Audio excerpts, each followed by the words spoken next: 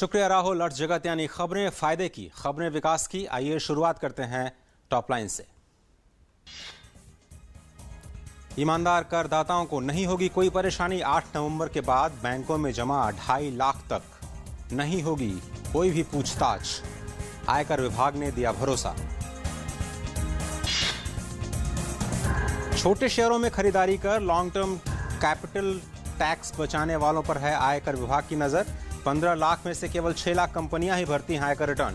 Income tax विभाग को बीते साल नकली कंपनियों में 80,000 करोड़ के निवेश का पता चला। आईडीबीआई और यस बैंक ने कम की कर्ज पर ब्याज की दरें। 10 से 35 बेसिस अंकों की हुई है कमी। 1 फरवरी से होंगी नई दरें लागू। कल है आरबीआई की समीक्षा बैठक। निर्माण कार्य में लगे 50 लाख कर्मियों को मिला यूनिवर्सल अकाउंट नंबर। राज्य सरकारों ने कंस्ट्रक्शन पर 1% सेस के जरिए इकट्ठा किए 31,694 करोड़, लेकिन मजदूर कल्याण पर केवल 6,866 करोड़ खर्च। और बीते 2 सालों में 6.9 करोड़ फर्जी एलपीजी खातों का हुआ खुलासा। इन अकाउंट्स को गलत तरीके से 56,500 करोड़ की मिल रही थी सब्सिडी। सरकार की पहल योजना के बाद हुआ ये खुलासा। वाणिज्य मंत्री निर्मला सीतारमण ने कहा कि H-1B वीजा नियमों में बदलाव से जुड़ी चिंताओं को लेकर भारत वॉशिंगटन में अपने दूतावास के साथ लगातार संपर्क में है। उन्होंने कहा कि जल्द ही इस बारे में भारतीय उद्योग जगत के साथ मिलकर के बैठक भी की जाएगी और मामले की समीक्षा भी। As soon as the parliament session is over, this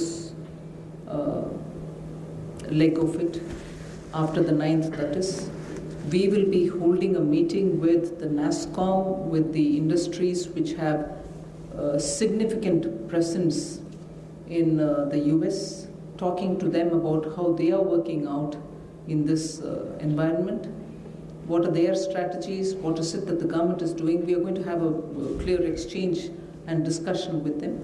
So from then, I think we'll be able to have a clearer picture of where the industry is planning its own activities. In the meanwhile, I'll also be talking with External Affairs and understanding how we can take a call on this issue.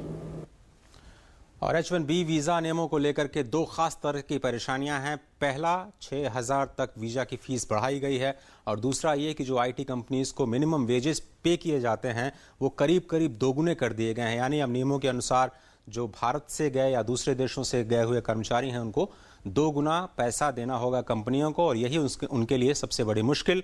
America चाहता है कि जो रोजगार हो वो स्थानीय तौर पर पैदा किया जाए, आउटसोर्सिंग न की जाए। भारत के लिए एक चिंता का विषय।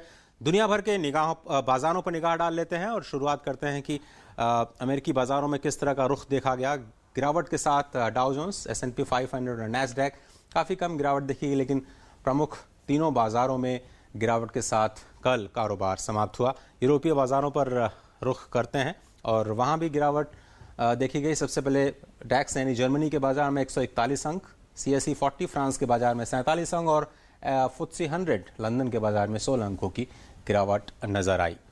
देख लेते भारतीय बाजार कल कैसे बंद हुए। फायदे के साथ लगातार भारतीय बाजार कारोबार करते हुए नजर आ रहे हैं। जब से बजट पेश हुआ है ऐसा लगता है कि कोई बुरी खबर नहीं थी मार्केट्स के लिए, और इसीलिए लगातार जो निवेश है वो देखने को मिल रहा है। 199 अंकों पर दोहरा शतक लगाते हुए कल 28,439 के स्तर पर सेंसेक्स बंद हुआ। निफ्टी भी 60 अंकों पर। एशियाई बाजार इस वक्त कारोबार कर रहे हैं, खुल चुके हैं।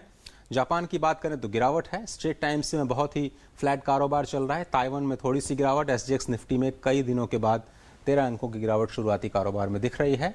क्या असर होगा इसका देखने के लिए थोड़ा सा इंतजार करना होगा। लेकिन अगर रुपए की बात करें तो रुपया मजबूत होता हुआ दिखाई दे रहा है। अगर रुपये का लेवल देखें तो ये 3 महीनों के सबसे बेहतरीन स्तर पर आपको नजर आया। कल 67.22 का स्तर दिखा, 9 पैसे एप्रिशिएट किया डॉलर के मुकाबले। तो फिलहाल अर्थ जगत के आज के इस अंक में सिर्फ इतना ही। वापस चलते हैं जया और राहुल के पास।